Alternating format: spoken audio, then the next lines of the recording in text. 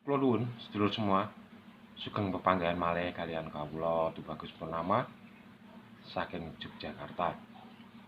Semoga panjenengan semua selalu diberikan kesehatan, keselamatan, rezeki yang berlimpah, dijauhkan dari mara bahaya dan bencana, dan semoga semua makhluk berbahagia. Baik sedulur semua, dalam Kidung Mataram kali ini saya ingin membahas tentang pemantik dari peperangan antara Pajang dan Mataram. Sebetulnya pemantiknya itu adalah sangat sederhana. Dimulai dari Raden Pabelan. Raden Pabelan ini putra dari Tumenggung Mayang. Sedangkan Tumenggung Mayang ini adalah adik ipar dari Panembahan Senopati. Karena Tumenggung Mayang menikah dengan adiknya Panembahan Senopati. Tumenggung Mayang tidak ikut ke Mataram, tapi mendapatkan tugas menjadi tumenggung di daerah Mayang oleh Sultan Hadiwijaya. Nah, putra dari Tumenggung Mayang ini sudah cukup dewasa, tapi sangat meresahkan Tumenggung Mayang dan Nyi Menggung Mayang. Karena apa? Selain ketampanannya, dia ini suka menggoda istri orang, menggoda gadis-gadis, bahkan sampai pernah melarikan putri dari Demang Karanganyar sampai membuat geger. Nah, ketika itu Tumenggung Mayang emosi. Ketika Tumenggung Mayang emosi, lalu bilang kepada Pabelan, kalau memang kamu itu merasa menjadi orang laki-laki yang sesungguhnya, dekatilah putri Hadiwijaya atau putri Raja Pajang saat itu, Sultan Pajang saat itu. Dan kalau kamu bisa mendapatkan hatinya, apalagi nanti menikahinya, siapa tahu Sultan Hadiwijaya merestui pernikahan kalian, kamu akan mendapatkan kedudukan daripada sekedar memacari istri orang, mengganggu janda-janda, mengganggu remaja-remaja. Raden Pabelan pada saat itu merasa tertantang. Boleh juga ini kalau zaman sekarang seperti itu. Maka Raden Pabelan lalu membuat cara merencanakan supaya bisa bertemu dengan Putri Sekar Kedaton.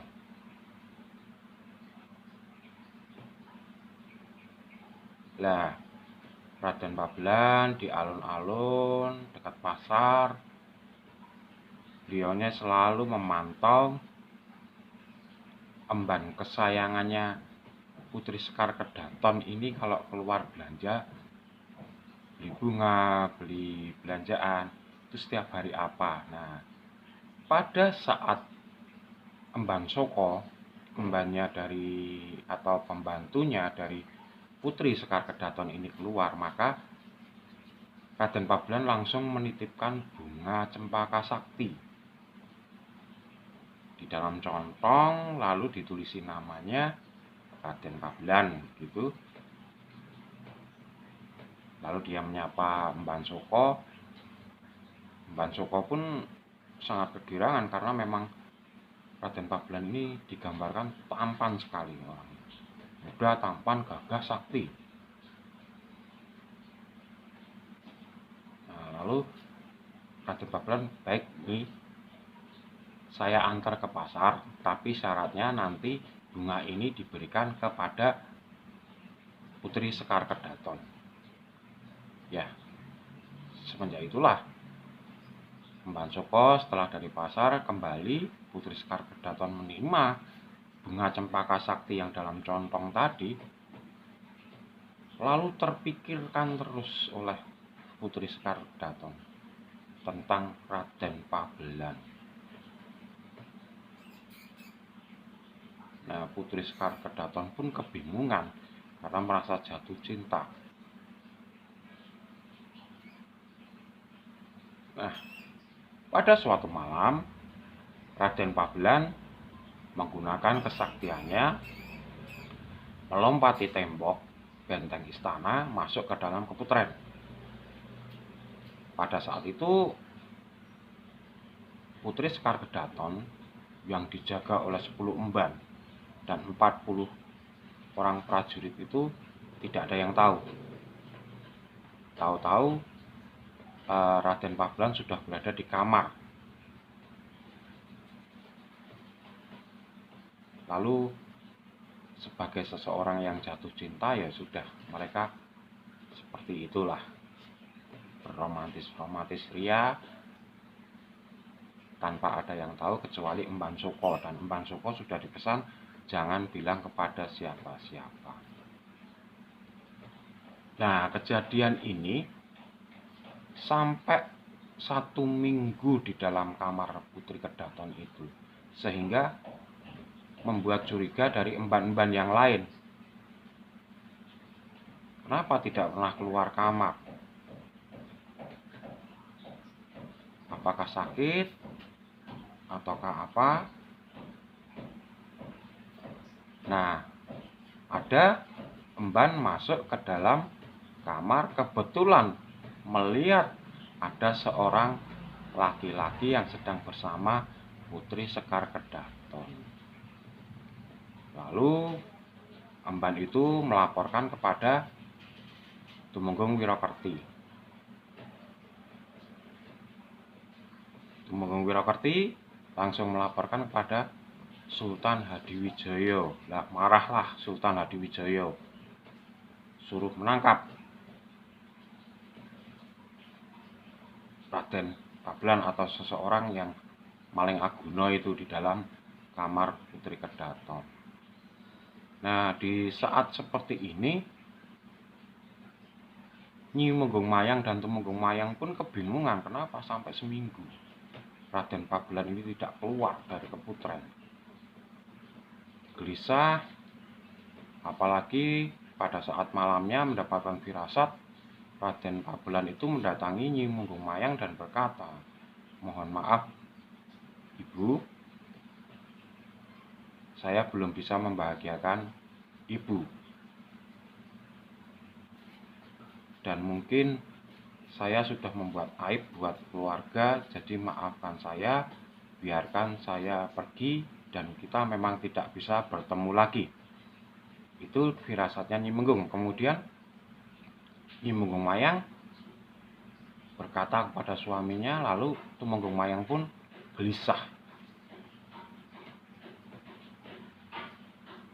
Kegelisahannya itu karena jelas-jelas putranya akan mendapatkan hukuman yang berat. Nah, betul, ketika malam itu digerebeklah mereka berdua, Putri Sekar Kedaton dengan Raden Pabelan, oleh Tumenggung Wirakerti dan Suratanu sebagai pimpinan Wiratantama prajurit. Tuan Putri Sekar Kedaton pun menghalangi, kalau bisa bunuh kami berdua. Tapi Tumenggung Wirakerti dan Suratanu juga tidak kalah akal, bilangnya tidak untuk dihukum, tapi untuk diajak bicara oleh Sultan Hadiwijaya di Bangsal Manguntur, ditunggu. Nah, ketika Raden Pabelan keluar, maka lalu dibunuh oleh Wirakerti dan Suratanu. Nah, di situ Raden Pabelan kemudian dilaporkan Sultan Hadiwijaya, dilihat bekas-bekas darahnya. Sultan Hadiwijaya rawuh ke situ, lalu menanyakan siapa ini. Ini Raden Pabelan, putra dari Tumenggung Mayang. Sudah, besok Tumenggung Mayang suruh menghadap saya. Begitu kata Sultan Hadiwijaya. Lalu Raden Pabelan ini dibuang di Sungai Lawean. Sungai Laweyan pada saat itu besar, jadi tidak membutuhkan berapa lama Raden Pabelan itu mayatnya sudah hilang, ditemukan sudah di daerah Sukoharjo saat ini. Nah, Tumenggung Mayang keesokan paginya hadir ke Bangsal Manguntur untuk menghadap. Nah, di sini Sultan Hadiwijaya sangat marah dan menganggap bahwa ini siasat dari Tumenggung Mayang supaya mendapatkan kedudukan di Pajang dengan jalan menyuruh anaknya mendekati Raden Pabelan mendekati Putri Sekar Kedaton. Tapi Tumenggung Mayang menolak karena tidak sedikit pun punya rasa seperti itu, punya pikiran seperti itu. Nah, disinilah Tumenggung Mayang tidak mendapatkan ampunan oleh Sultan Hadiwijaya, bahkan kedudukannya sebagai Tumenggung dicopot lalu dibuang di alas Roban.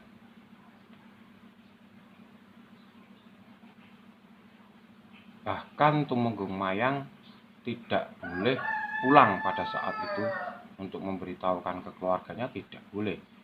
Beliau sendiri sudah langsung dikurung, lalu persiapan dibawa ke Asem Arang dulu, baru alas Roban. Kalau Asem Arang itu sekarang Semarang.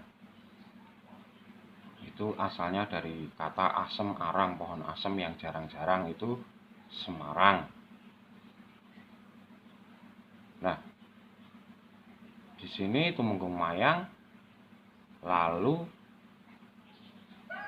di kerangkeng, ya, di kerangkeng itu seperti penjara besi kecil itu untuk membawa pesakitan, dikawal 1000 orang prajurit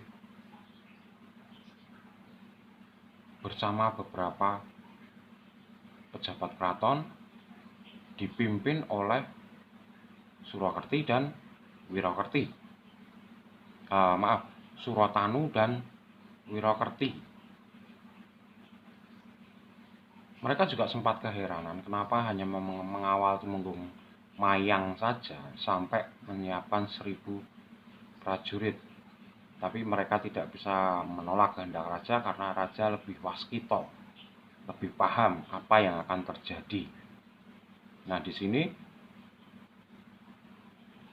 raja pun berpikiran bahwa yang punya Aji Cirakbanon dan Halimunang hanya Tumenggung Mayang. Dan Tumenggung Mayang sudah pasti menurunkan kepada Raden Pabelan. Maka dari itu bisa melompati tembok Keputren dan melewati beberapa prajurit serta emban tanpa diketahui oleh mereka. Nah, tapi Aji Cirakbanon dan Halimunan ini ada kelemahannya. Ketika berhubungan intim dengan yang bukan pasangan sah, maka ajian ini akan hilang dan tidak berfungsi. Nah, disitulah kenapa Raden Pabelan bisa ditangkap, lalu dihukum mati, dibuang di Sungai Laweyan. Nah, pada saat ini, pada saat Tumenggung Mayang tidak boleh pulang dan disiapkan di alun-alun, maka ada yang menyampaikan kepada Nyi Menggung Mayang bahwa kejadiannya seperti ini, maka Nyi Menggung Mayang mengirim utusan kepada Panembahan Senopati, mengirim surat pada Panembahan Senopati untuk menceritakan tentang kejadian yang terjadi. Nah, di sini Danang Sutawijaya atau Panembahan Senopati merasa ada ketidakadilan yang dilakukan oleh Sultan Hadiwijaya. Kenapa? Karena pada saat itu Danang Sutawijaya pun melakukan hal yang sama pada Roro Semangkin atau selir yang akan dijadikan istri raja, calon selir Hadiwijaya. Tapi tidak menghukum Danang Sutawijaya dan tidak menghukum Pemanahan. Bahkan mengampuninya, memakluminya. Tapi kenapa ini dengan keponakannya dihukum? Dan kalau keponakannya itu udah dihukum mati, kenapa orang tuanya juga harus dihukum dibuang di alas roban? Alas robannya sekarang di daerah Batang ya.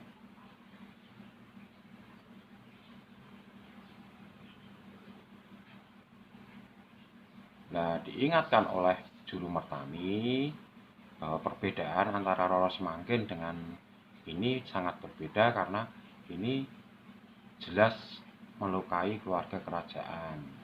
Karena Putri Sekar Kedaton itu rencananya akan dinikahkan dengan teman dari Pangeran Benowo, yaitu Raden Ongkowijoyo. Raden Ongkowijoyo ini raja dari Sumedang Larang, putra raja dari Sumedang Larang, atau biasa disebut Gesan Ulun atau Kusuma Dinata II nantinya jadi raja di Sumedang Larang. Nah, karena dengan adanya Raden Pabelan ini, kasus Raden Pabelan, maka Sultan Hadiwijaya tercoreng namanya. Nah, ini tidak bisa diampuni. Baik, tetap Panembahan Senopati tidak bisa menerima seperti ini, maka mengutus 10 orang prajurit pilihannya di bawah pimpinan Ki Bocor dari Patih Kedu, dengan juga Surodipo. Itu kepercayaan dari Senopati Tumenggung Surodipo, membawa 10 orang. Diperintahkan membawa 10 orang, nanti ada tambahan dari prajurit Bagelen dan Kedu sejumlah 30, jadi hanya 40 orang. Tapi tolong dipilih yang betul-betul pilihan. Dan jangan memakai atribut dari Mataram. Pakailah pakaian hitam-hitam seperti begal. Nah, berangkatlah Tumenggung Surodipo dan Ki Bocor. Lalu mereka mencegat ke hutan Jati Jajar. Kalau hutan Jati Jajar sekarang ini letaknya di antara Salatiga dan Bawen.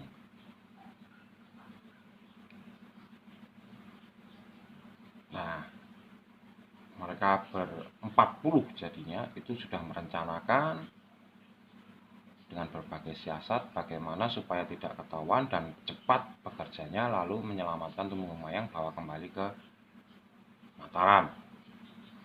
Pada saat itu, di sisi lain, rombongan pembawa Tumenggung Mayang sudah sampai di pinggir hutan Jati Jajar, lalu ingin berkemah di sana karena sudah larut. Nah, pada saat mereka akan berkemah itu diseranglah oleh Tumenggung Surodipo dan Ki Bocor. Nah, di sini terjadi pertarungan sengit antara 40 orang melawan 1000 orang. Tapi karena 40 orang ini sangat terlatih, maka bisa mampu mengalahkan 1000 orang. Bahkan Tumenggung Surotanu gugur pada saat itu. Lalu Ki Wirakerti kembali ke Pajang dan melaporkan kejadian ini, maka Sultan Hadiwijaya pun hanya tersenyum. Tersenyum, inilah yang pasti terjadi.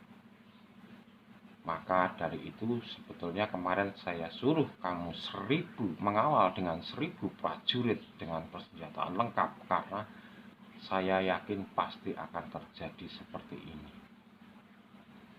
Kenapa demikian? Dan kalau mau sebetulnya Tumenggung Mayang sudah bisa melepaskan diri dari kerangkengan itu,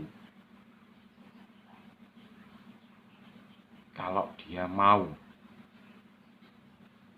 Tapi dia menunggu apakah Panembahan Senopati bersedia berkenan menerimanya kalau dia bisa mengeluarkan diri dari kerangkeng itu. Maka dalam kebingungan, Tumenggung Mayang mending berdiam diri di dalam kerangkengan yang membawanya, yang akan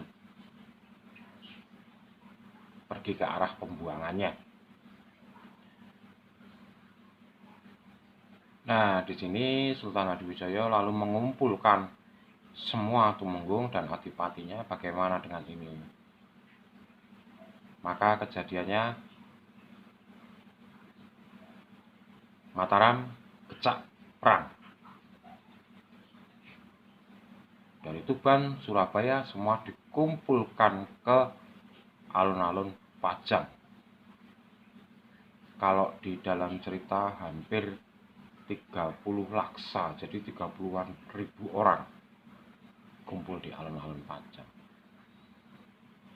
Nah, di sisi lain Tumenggung Mayang yang sudah tiba di Mataram berbeda, mereka menjadi lebih bersukacita, bisa menunjukkan bahwa Mataram yang 40 orang bisa mengalahkan Pajang. Nah, di sini Juru Martani mengingatkan, jangan kita yang menyerang, tapi kita tunggu menyerang, karena sudah ada ramalan dari Sunan Giri Prapen, kalau Pajang menyerang Mataram, artinya Pajang akan mengalami kekalahan. Nah, maka dibuat seakan-akan Sultan Pajang itu melanggar janji, karena Sultan Pajang juga berjanji tidak akan menyerang Mataram sampai kapanpun, karena itu adalah tempat anaknya, dan itu tanah perdikan. Nah, ketika diserang oleh Pajang, artinya Sultan Hadiwijaya pun melanggar janji. Nah, sampai di sini teman-teman, yang perlu diingat adalah Tumenggung Mayang ini adalah Tumenggung Wiratamtomo prajurit, jadi sangat mengetahui strategi dan apapun yang akan dilakukan Pajang, jumlah pasukan senjataan Tumenggung Mayang ini hafal. Makanya Panembahan Senopati pun menyelamatkannya sebagai adik ipar, juga sebagai ahli strategi dari Pajang. Dan ini sangat berguna bagi Mataram. Baik, sampai di sini dulu sedulur semua. Kalau ada kesalahan, saya mohon maaf yang sebesar-besarnya. Akhir kata, saya Tubagus Purnama mengucapkan Rahayu, Rahayu, Rahayu.